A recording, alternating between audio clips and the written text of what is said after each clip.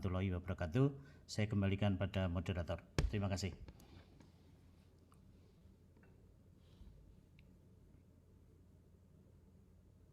Ya, terima kasih Prof. Tris yang sudah menyampaikan paparan mengenai budaya, khususnya bagaimana internalisasi dan juga implementasinya. Dan saya kira nanti bisa dikembangkan di dalam tanya jawab, ya, khususnya mengenai transformasi dan transfer dan transformasi. Nah, kemudian kira-kira yang perlu ditransformasikan, nanti tata nilai yang seperti apa, supaya ini sekaligus juga nanti bisa menjadi ancang-ancang bagi Pak Warek 1 dan juga Bu Yuli untuk menyampaikan kebijakan-kebijakan yang perlu diambil untuk masa yang akan datang. Kemudian hanya sekedar mengingatkan, jadi tadi sudah dikemukakan secara umum bahwa kebudayaan itu sebagai buah perjuangan manusia.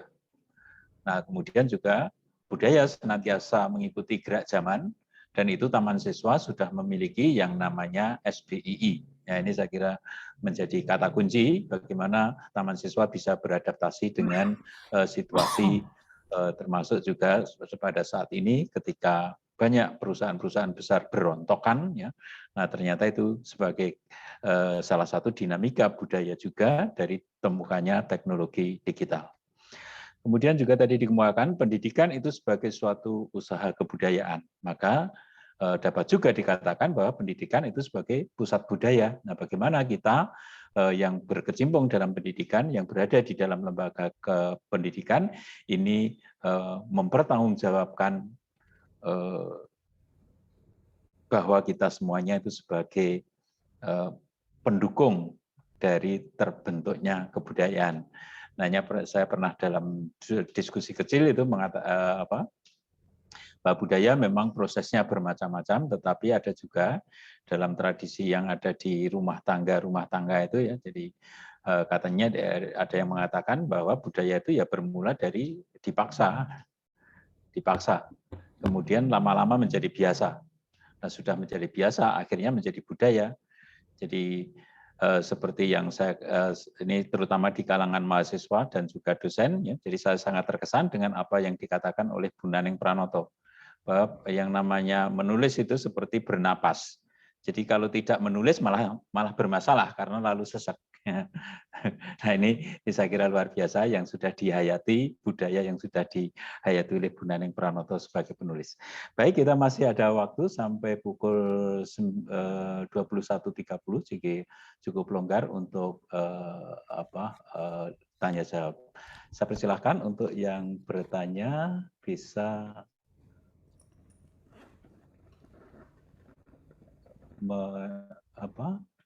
raise hand aja.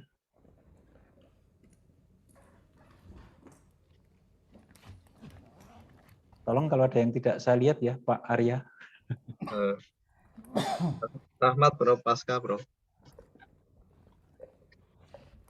Mas Rahmat, Pak Rahmat. Yeah. Baik, ya, saya persilahkan. Ya. Yeah. Assalamualaikum warahmatullahi wabarakatuh. Salam dan bahagia. Waalaikumsalam warahmatullahi wabarakatuh. Salam. Matur nuwun Prof. Trisno, pencerahan bagi dosen muda. Saya udah agak tua tapi termasuk dosen muda. Pertanyaannya satu, tapi nanti arahnya ke kebudayaan untuk Prof. Pendidikan untuk Prof. Trisno. Saya terutama itu hidup di Taman Siswa. Nah, dengan kondisi sekarang ya saya kurang mengetahui secara budaya itu yang sekarang katakanlah menurun, kalau tidak boleh dikatakan mati, itu apa di Taman Siswa yang ini perlu kita hidupkan, yang sudah hidup bagus perlu kita kembangkan itu apa di Taman Siswa, sehingga nantinya kita terutama dosen itu mampu untuk mengembangkan Taman Siswa pada umumnya atau UST pada khususnya dari tinjauan budaya dan pendidikan budaya untuk Prof. Pri dan pendidikan untuk Prof. Sutrisno. Atur nuwun. Assalamualaikum warahmatullahi wabarakatuh. Salam. Baik, terima kasih Pak Rahmat. Langsung saja ini direspon, mungkin bisa Prof. Pri terlebih dahulu. Jadi bagaimana kondisi yang menurun atau kondisi yang sudah mati dari sisi budaya di Taman Siswa itu apa? Ya, kemudian bagaimana untuk menghidupkan itu sehingga nanti para dewantara muda ini dapat ikut berpartisipasi. Saya silakan Prof. Priyogo. Terima kasih Bapak Sudartomo. Pak Rahmat yang saya hormati, Ki Hajar itu dulu kalau kalau memilih guru itu yang dipertimbangkan pertama kali adalah bekuannya, kemampuannya. Ya.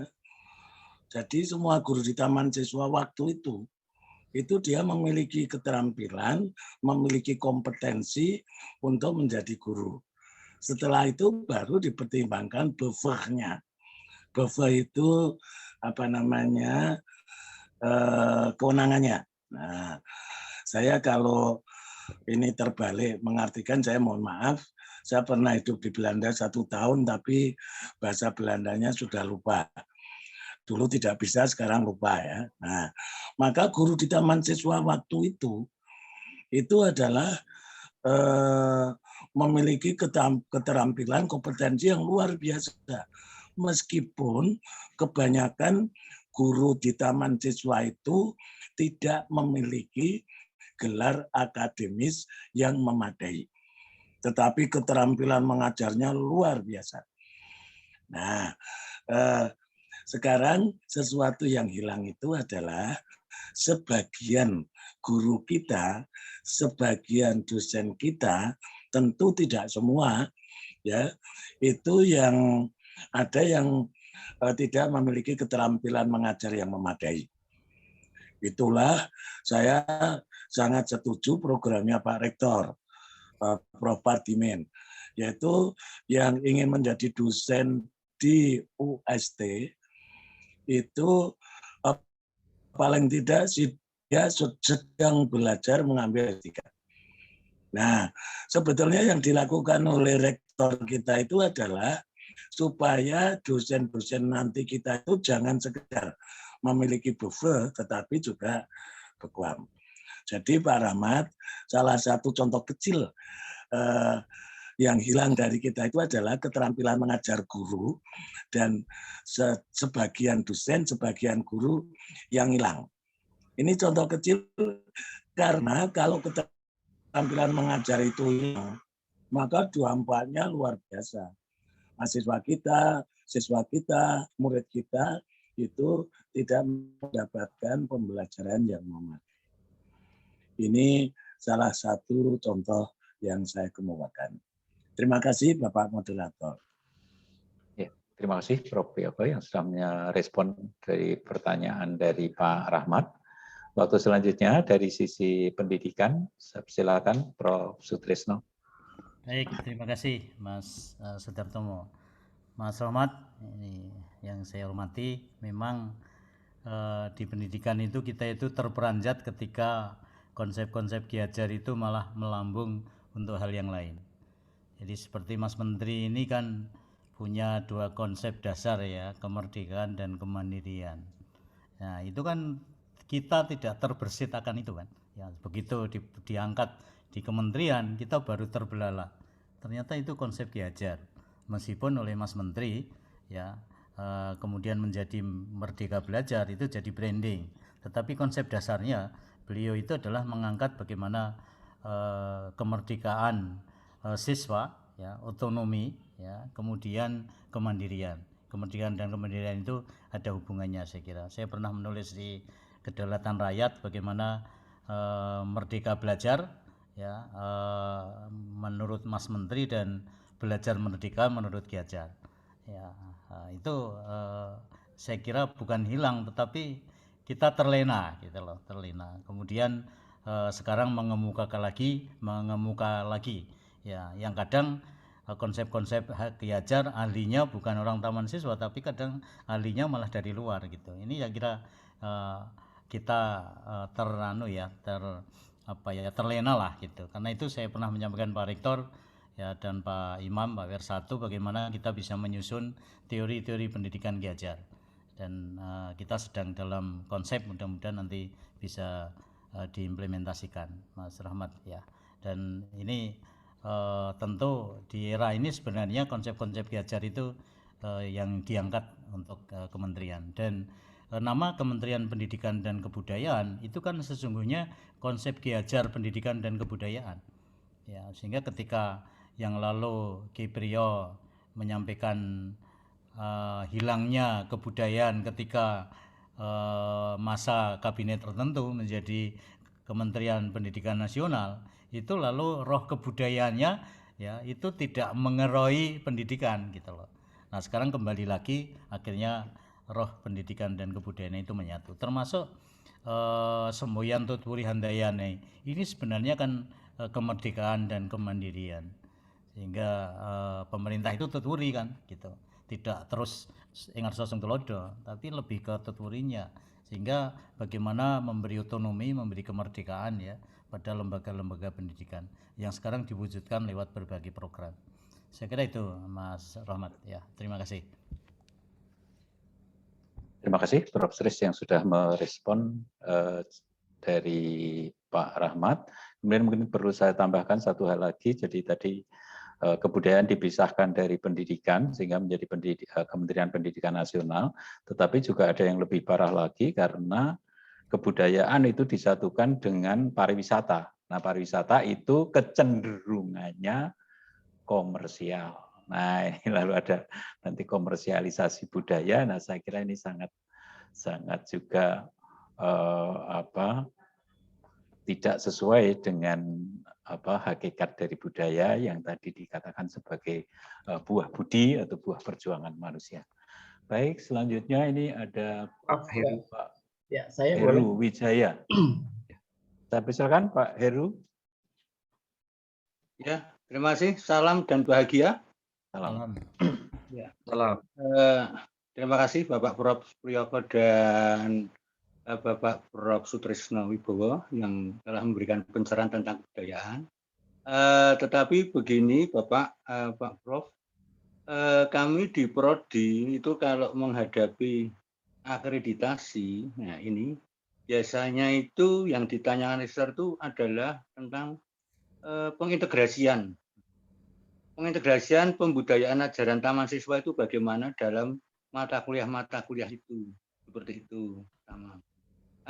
Kemudian berkait dengan dosen atau juga yang tadi guru, dosen taman siswa yang misalnya metode mengajarnya kurang dan sebagainya, itu memang betul. Tetapi begini juga, kami itu menanti-nanti. Karena dengan adanya lembaga pengembangan ini juga menunggu tentang misalnya membuat indikator-indikator yang sudah diajarkan oleh Ki Hajar Dewantara, misalnya pamong, momong, ngemong. Itu indikatornya masing-masing bagaimana supaya bisa diterapkan oleh para dosen dan guru misalnya dalam setiap mata pelajarannya. Kemudian ada juga yang itu Prof, kandel, bandel. Nah, itu indikator-indikatornya bagaimana? Itu sebetulnya kami tunggu. Karena apa? Karena memang di dalam rangka membuat RPS dan sebagainya supaya kita itu ada pedoman yang resmi dari dari lembaga pengembangan atau lembaga penjamin mutu atau bagaimana ini yang kami impikan sebetulnya. Nah, dengan adanya diskusi seperti ini memang terima kasih sekali. Hal seperti itu, Prof, yang kami harapkan. Kemudian tentang memang ajaran Ki Hajar misalnya Tuturi Handayani itu memang sudah menjadi milik nasional. Semua menjadi milik nasional, tetapi kalau ditanya kekhasan taman siswa, ini pernah juga guru-guru ketika ada magang, saya tanya kepala sekolah juga bingung, Pak. Kekhasan taman siswa itu apa? Karena sekarang sudah jadi miliknya negara, misalnya Tuturi Handayani juga milik negara, kemudian yang lain. Kemudian untuk yang ini yang hangat misalnya niteni roke nambahi, itu termasuk bagaimana indikator-indikatornya. Ini yang kami tunggu. Terima kasih, Prof. Ya, terima kasih Pak Darto. Terima kasih Pak Heru yang sudah menyampaikan pertanyaan-pertanyaan untuk narasumber pada malam hari ini. Nah, mungkin sekarang dibalik ini Prof. Tris terlebih dahulu bagaimana mengenai indikator dan juga mengenai kekhasan. Ya, nanti mungkin kekhasannya mungkin lebih Prof. Priyoko, mungkin untuk indikator ini Prof. Tris dulu. Saya persilakan, monggo Prof. Tris. Baik, terima kasih Pak Dar. Pak Heru, terima kasih masukannya Pak Heru. Jadi serangkaian studium general ini nanti sudah ada tim rumus Pak Heru, dan kami nanti di akhir 2001 ini kan tindak lanjut dari studium general ini nanti akan ada workshop khusus untuk membicarakan tata nilai. Di awal tadi sudah saya katakan Pak Heru bahwa ajaran taman siswa atau tata nilai budaya ya ini masih terbatas pada dosen-dosen ketaman-siswaan. Padahal ini semua dosen ya saya kira wajib ya untuk bisa menerapkan tata nilai budaya itu di dalam mata kuliahnya. Sehingga kita harus ada nilai-nilai apa sih gitu loh. Itu yang nanti kita kembangkan. Ini insya Allah nanti kita workshopkan khusus dari hasil 3 seri kuliah umum ini Pak Heru. Dan saya kira sama, harapan kita semua juga begitu. Jadi umumnya di RPS itu hanya disebut implementasi ajaran taman siswa, ketika dikejar ajaran apa itu mandek kan. Nah, karena itu kita perlu merumuskan menjadi keputusan bersama. Kalau perlu ya ada SK Rektor yang mengatur tata nilai yang harus kita terapkan. Jadi kalau saya menjelaskan secara rinci mungkin waktunya Pak Heru, tapi konsepnya seperti itu Pak Heru. Hingga mudah-mudahan di LPU nanti akan menjadi penggerak lah untuk tata nilai. Dan di pertemuan pertama kemarin Pak Rektor juga sudah menyampaikan, mohon masukan-masukannya dan nanti digodok di lembaga pengembangan. Demikian Pak Heru, terima kasih. Terima kasih Prof. Tris. Waktu selanjutnya Prof. Priyoko.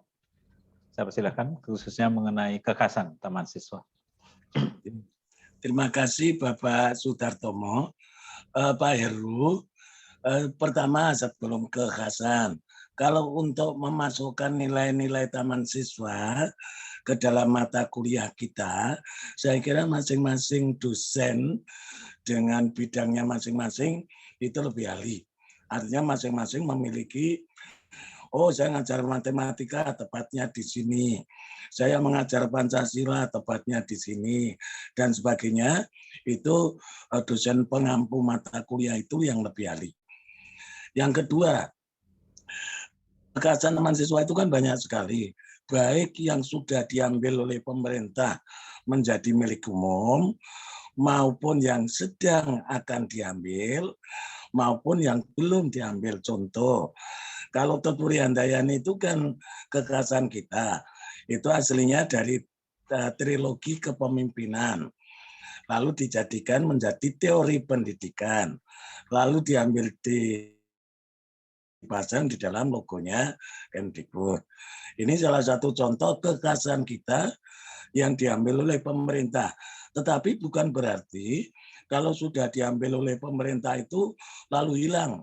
Tidak, tetap menjadi kekhasan kita. Kekhasan yang lain banyak sekali Pak. Budi pekerti itu trademarknya taman siswa.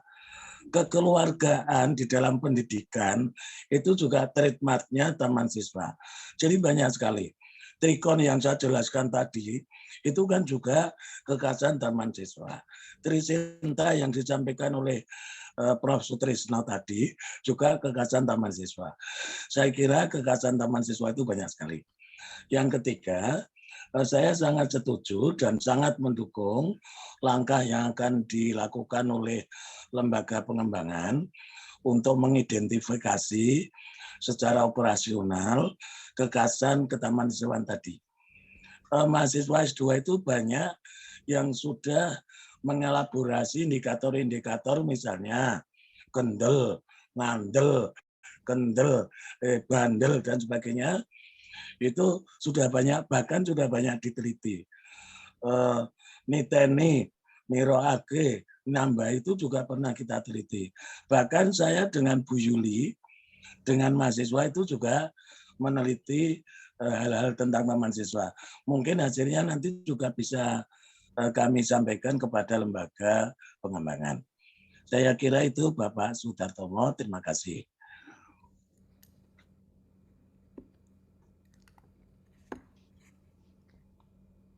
Ya, terima kasih Prof. Priyoko yang sudah merespon pertanyaan tadi dari Pak Heru. Semoga Pak Heru mendapat pencerahan dan nanti ke depan ini Prof. Tris di LPU ini juga sudah merancang. Jadi sesudah 3 pertemuan yang pertama ini nanti akan ditindaklanjuti juga dengan bagaimana implementasi pada tingkat fakultas. Kemudian juga di tingkat lembaga-lembaga yang ada di universitas, kemudian nanti sampai akhirnya sampai pada para ketua program studi. Jadi bagaimana implementasinya di program studi. Maka nanti semuanya akan mendapat giliran juga untuk sharing pendapat dan juga untuk menyempurnakan dari rumusan-rumusan operasional tata nilai yang perlu kita kembangkan. Ya, baik, terima kasih. Selanjutnya ini Pak Rusnoto dari program studi seni rupa. Saya persilakan Pak Rusnoto. Terima kasih Pak Tomo. Salam dan bahagia. Saya tertarik menyimak 2 narasumber yang luar biasa dan menginspirasi pada malam hari ini. Tetapi saya ingin memberikan satu perspektif yang mungkin memprovokasi saya pribadi khususnya. Jadi ketika kita membahas mengenai kebudayaan, kita kecenderungannya adalah mempertajam,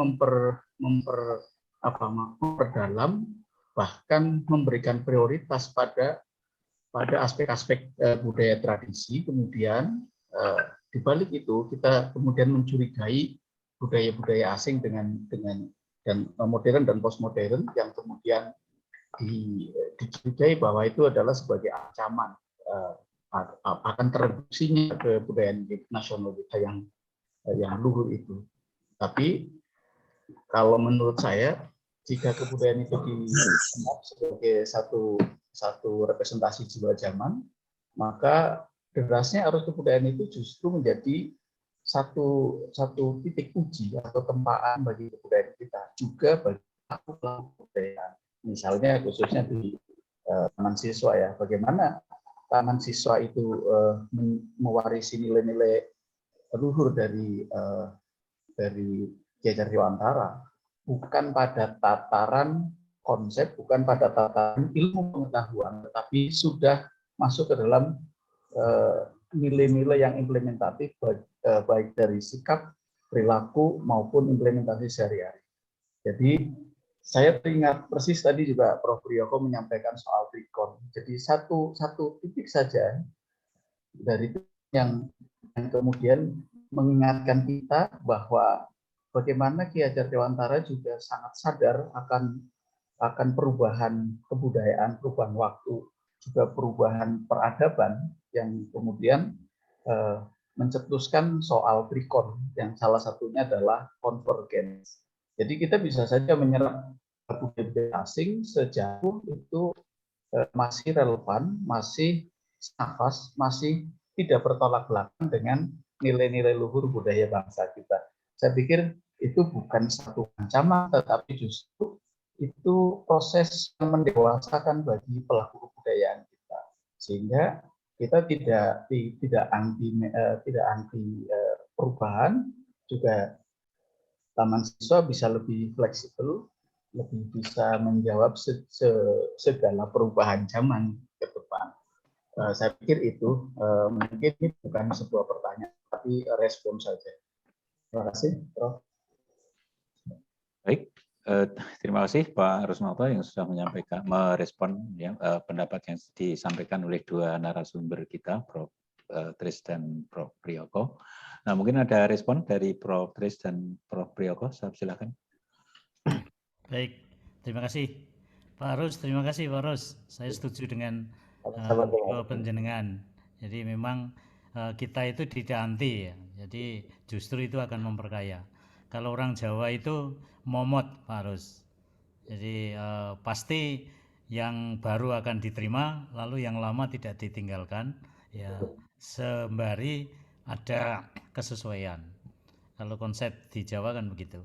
Saya belajar Ki Hajar itu mulai tahun 2010 ketika saya menulis disertasi pendidikan karakter, dan mulai itu saya agak suntuk ya, karena saya di filsafat dan filsafat pendidikan tentu ya, pendidikan karakter itu nilai-nilai yang dikemukakan oleh Ki Hajar itu sebenarnya adalah jati diri kalau dalam hal itu, atau kepribadian Pak Ros ya, dalam hal kaitannya dengan kebudayaan lain, sehingga tetap kita memegang jati diri kita ya, tapi kita tidak menolak dari perkembangan. Apalagi dalam satu slide saya kutip dari Ki Hajar ya, bahwa Ki Hajar itu sudah jelas-jelas bahwa kebudayaan tidak mandek Pak Ros ya. Kebudayaan itu kan sesuai dengan alam dan zamannya Pak Ros ya. Saya kira sesuai, selaras lah Pak Ros apa yang kemudian sampaikan. Saya kira itu komentar saya. Terima kasih. Terima kasih. Selanjutnya Prof. Priyoko. Kalau saya menganggap masukan dari Pak Rusnoto itu bagus sekali. Saya kira kan ini bahan diskusi untuk kita semua. Terima kasih Pak.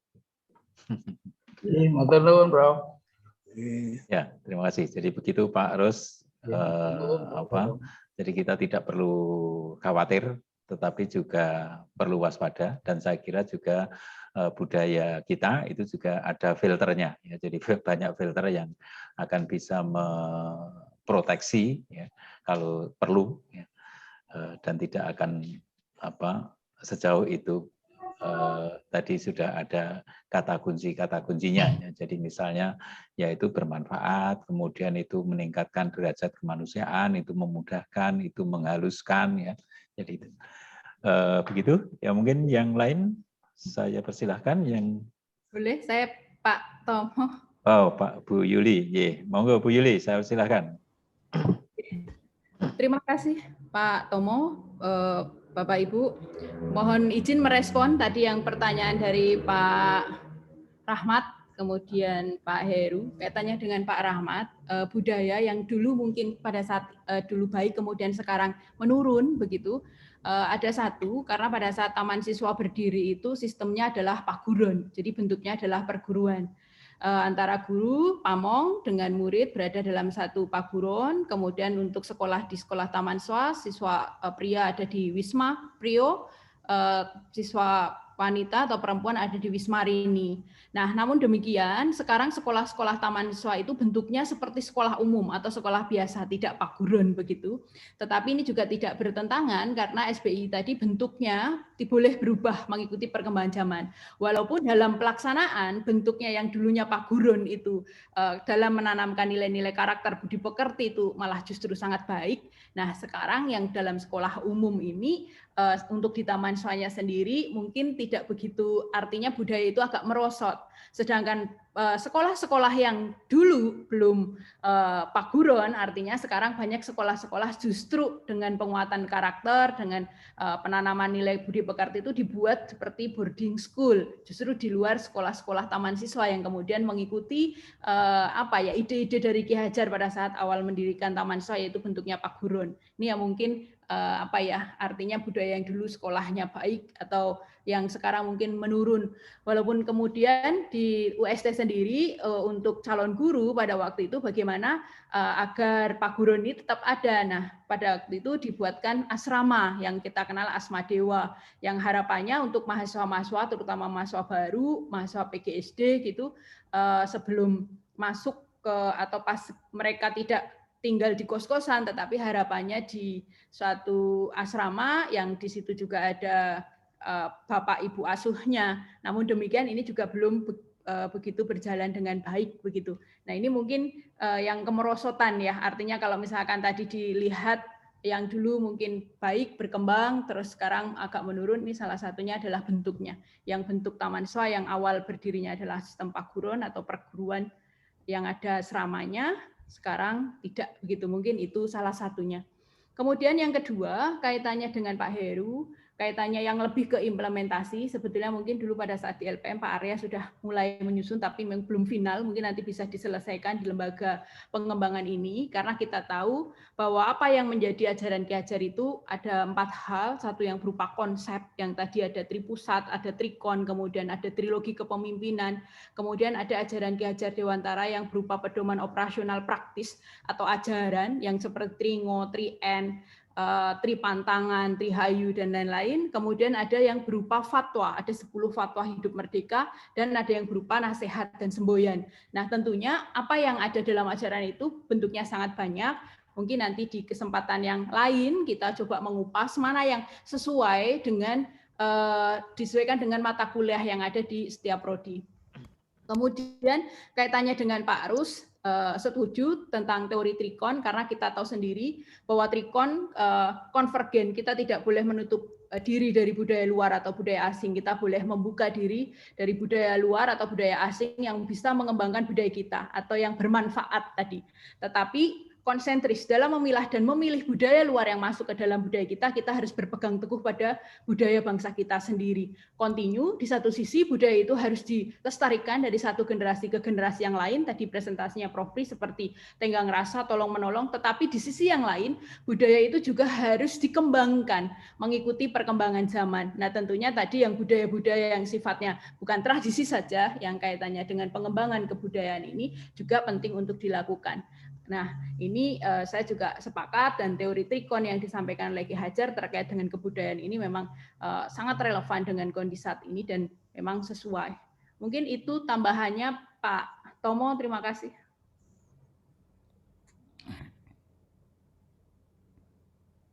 Pak Tomo masih di mute. Pak Tomo masih di mute.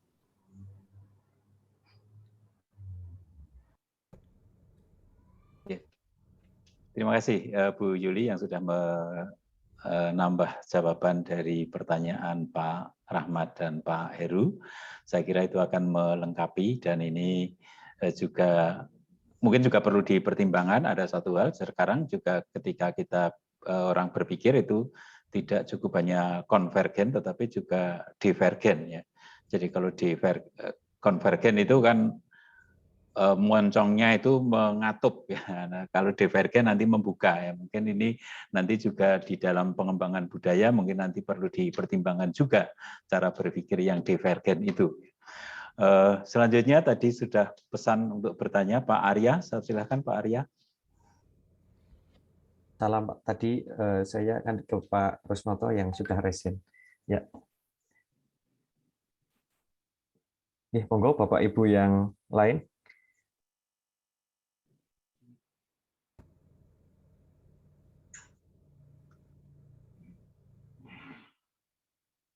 Monggo Bapak Ibu yang lain. Coba saya mau tanya Mas. Ya. Assalamualaikum warahmatullahi wabarakatuh. Waalaikumsalam. Salam dan bahagia. Perkenalkan saya Pak Mulyanto, saya dosen di Pasca Sarjana Pendidikan. Saya ingin bertanya, karena saya itu di Taman Siswa itu belum lama, jadi saya masih agak bingung ya membedakan antara kebudayaan yang akan dikembangkan di Taman Siswa ini dengan ketaman siswaan. Itu perbedaannya itu di mana? Sehingga saya di dalam mempelajari istilah-istilah seperti sistem Among dan Trikon itu masuknya dalam ketaman siswaan apa kebudayaan gitu. Sehingga saya belum begitu jelas batas-batasnya antara kebudayaan yang dikembangkan oleh Taman Siswa ini dengan ketaman siswaan itu sendiri. Mohon dijelaskan. Terima kasih. Baik, terima kasih. Ini saya kira bidangnya Prof. Supriyoko, kemudian nanti khusus mengenai ajaran taman siswa, ketaman siswaan, bisa nanti ditambah Prof. Trisno. Saya berpikir Prof. Priyoko terlebih dahulu, saya persilahkan Prof. Yang pertama saya kira ini bidangnya Pak Sudartomo. Ya, taman siswa itu nama benda. Jadi taman siswa berdiri pada 3 Juli 22 itu nama benda. Kalau ke taman siswaan itu sifat. Jadi maksud di dalam ketaman-siswaan itu adalah kalau kita ilmu yang mempelajari tentang hal-hal yang berkaitan dengan taman siswa. Ya, taman siswa apanya? Di dalamnya ada ajaran pendidikannya, ada kebudayaannya, ada ekonominya, ada yang lain-lain kemasyarakatannya. Karena ajaran taman siswa itu lengkap, komplit. Kalau kita membaca di buku 1, itu tulisan Ki Hajar tentang pendidikan itu sekitar 110 judul. Kalau di buku 2 kebudayaan itu sekitar 80 judul ya. Sebetulnya masih ada buku 1 lagi, yaitu tentang ekonomi dan 1 lagi tentang agama. Tetapi naskah itu menurut cerita waktu itu saya tuh agak dekat dengan tokoh-tokoh taman siswa zaman dulu, Pak Iman Sutiat, Nyi Iman Sutiat, Nyi Mujono Probo Pranowo, dan sebagainya, dan sebagainya. Bahkan dengan Ki Suratman, Profesor Darsiti Suratman, gitu ya. Konon dulu itu masih ada naskah tentang ekonomi dan tentang agama, tetapi naskah itu dicari-cari sampai sekarang tidak ada. Sebetulnya kami berharap naskah itu bisa diketemukan, sebab kalau itu ketemu kita cetak ilmu-ilmu tentang ekonomi Ki Hajar, misalnya opor bebek itu kan ilmu ekonominya Ki Hajar. Lalu agama versi Ki Hajar, karena Ki Hajar itu adalah seorang santri, diberi sebutan Jemblung Trunogati, maksudnya meskipun secara fisik orangnya biasa-biasa saja, tapi kecerdasan keagamaannya luar biasa. Nah, mudah-mudahan Pak Mul, kedua naskah itu saya berharap nanti suatu saat akan ditemukan. Sehingga apa yang kita pelajari di dalam ketaman-siswaan, ya, kalau ketaman-siswaan itu dulu, maaf ya, saya cerita sedikit. Dulu di UST itu nggak ada. Ya. Yang ada itu di sekolah. SD ada, SMP ada, SMA ada, gitu ya. Di Taman Muda ada, di Taman Dewasa ada, di Taman Madya ada, Taman Karya Madya menyusul. Nah, lalu mulai di S1. S1 itu zaman saya masih menjadi wakil ketua umum Masjid Zuhur. Waktu itu, ya, pengajarnya itu zaman dulu ada Ki Musman Wiryo Sentono, Ki Bitus Iswanto, Ki Buntarsono, Ki Haryati, dan sebagainya. Itu S1 di UST. Nah, sekarang baru sejak 2-3 tahun yang lalu, saya mengusulkan kepada Bapak Rektor agar di S2 pun ada mata kuliah ketaman-siswaan. Dan alhamdulillah bisa disetujui. Alhasil sekarang ini sudah 3 tahun ini ada Mbak Yuli yang tim aktif, ada Pak Narto, ada di Yayu, ada Pak Rektor sendiri. Itu di S2 ada mata kuliah ketaman-siswaan. Nah, ketaman-siswaan ini adalah mata kuliah yang mempelajari hal-hal tentang taman siswa, konsep, ajaran, pemikiran, dan sebagainya. Saya kira itu Bapak Moderator, matur nuwun. Terima kasih Prof. Priyoko yang sudah merespon pertanyaan dari Pak Mul. Selanjutnya Prof. Tris, mungkin khususnya yang berkaitan dengan kebudayaan. Baik, terima kasih. Pak Mul, kita di pelajaran aljabar itu kan ada diagram Venn ya. Diagram Venn itu kan ada tengah-tengah, itu milik bersama. Nah, menurut saya perbedaan kebudayaan dan taman siswa itu di situ itu. Jadi ada satu yang berbeda, ada sesuatu yang sama. Yang berbeda apa? Organisasi. Ya, sementara yang sama itu adalah tata nilainya. Tata nilai itu bagian dari budaya. Budaya itu kan wujudnya ada 3 ya. Ide, gagasan, aktivitas, dan artefak. Lalu Ki Hajar itu ada 3 kan. Ya, ada pengertian ya. Tadi adalah pikiran ya, kemudian rasa gitu. Ya, keterampilan berikutnya. Nah, ini kan tata nilai yang ada di taman siswa, ajaran-ajaran, sesungguhnya itu adalah tata nilai budaya. Dan tata nilai budaya tidak hanya itu, lebih dari itu. Ya, jadi apa yang ada di ajaran taman siswa itu ya yang diputuskan di organisasi Taman Siswa. Sementara nilai-nilai budaya itu kan secara umum. Yang kalau kita lihat 7 unsur itu terdapat di budaya manapun.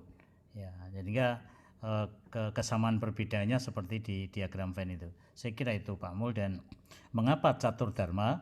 Nah itu sudah saya carikan sumbernya tadi, ya, bahwa di tahun 52 itu Ki Hajar mengusulkan perlu ada balai perguruan tinggi, beliau kan gitu. Lalu tugas balai perguruan tinggi itu ada 3, pendorong, pembangun, dan pelestari kebudayaan. Sehingga lalu kalau jadi catur dharma itu ya antara lain nilai-nilainya sumbernya dari situ. Ya, sehingga kebudayaan di situ sentuhannya atau kedekatannya ya, atau bagiannya dari Taman Siswa. Ya, saya kira demikian. Mungkin Pak Ter bisa merangkum apa yang saya sampaikan dan yang disampaikan Prof. Pri. Ya, terima kasih. Ya, baik. Terima kasih Prof. Tris yang sudah merespon apa yang ditanyakan oleh Pak Mul. Semoga mendapat pencerahan, dan tentu yang namanya pertemuan semacam ini tidak bisa menyelesaikan masalah secara tuntas, tetapi saya kira yang penting bahwa apa yang menjadi diskusi, pembicaraan, paparan itu menginspirasi untuk menindaklanjuti dengan kajian-kajian, penelitian-penelitian, dan juga publikasi-publikasi supaya itu nanti bisa diserap oleh masyarakat. Dan ini dari segi waktu ini sudah lewat 8 menit dari apa yang saya sampaikan tadi, waktu tanya jawab 30 menit. Nah, oleh karena itu saya kira akan sangat bijaksana kalau pertemuan ini kita akhiri. Tapi sebelumnya saya minta mohon berkenan untuk memberikan closing statement dari Prof. Priyoko dan dari Prof. Sutrisno, barang setengah menit mungkin cukup. Saya persilahkan mulai dari Prof. Priyoko. Untuk guru, juga untuk para dosen, termasuk juga untuk para mahasiswa. Saya mengajak teman-teman guru, dosen, mahasiswa di lingkungan Taman Siswa untuk lebih mencintai Taman Siswa dan mengembangkan kebudayaannya. Terima kasih. Terima kasih. Selanjutnya Prof. Sutrisno. Baik, terima kasih.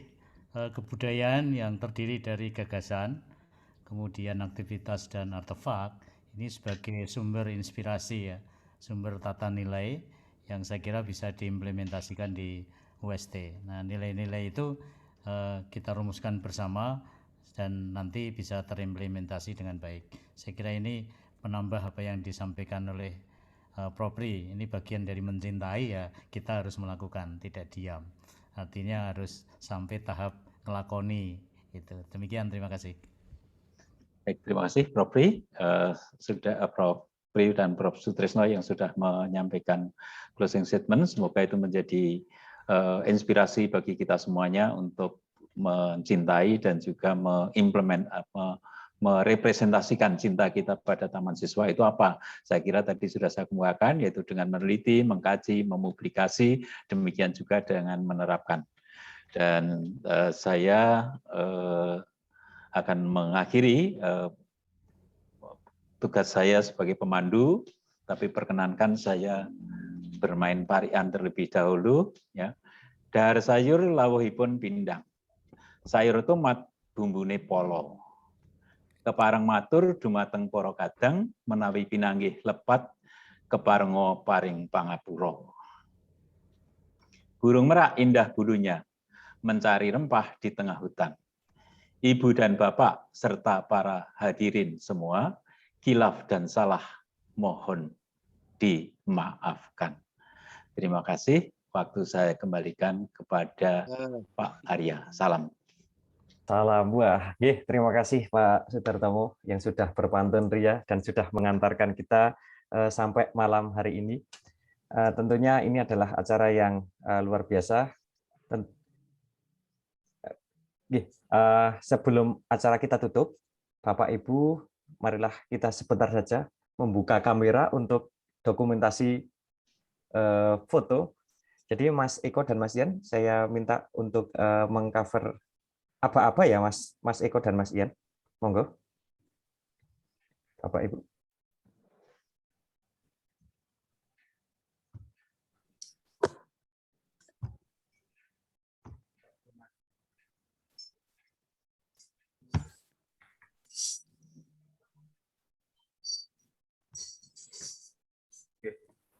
Boleh minta jempolnya Bapak Ibu? Oh ya. Oke. 1, 2, 3. Oke, mungkin 2 jempol sekarang. Saya geser ke kanan. Wah, boleh. Itu kamera saya kok nggak bisa buka ya, Mas? 3, oke. Itu mungkin bisa dibantu dari situ ya. Kamera saya kok nggak bisa buka ya. Oh, bisa loh Pak. Dikirim. Oke, sampun Bapak Ibu. Oke. Matur nuwun. Matur nuwun Mas Eko yang sudah menghandle untuk Pak Imam, sugeng dalu Pak Dani. Oh, matur nuwun. Sami-sami Pak Imam.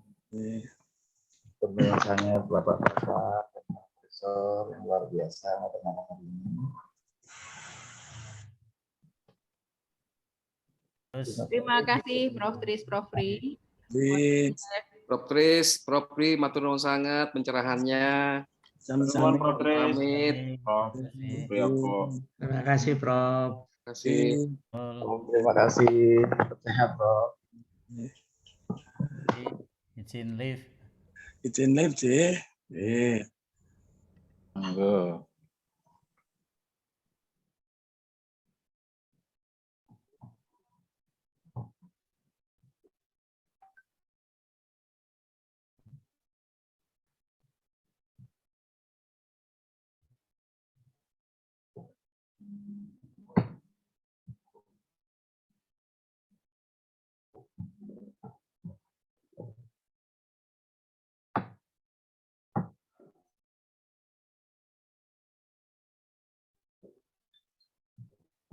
Pak Arya di mana?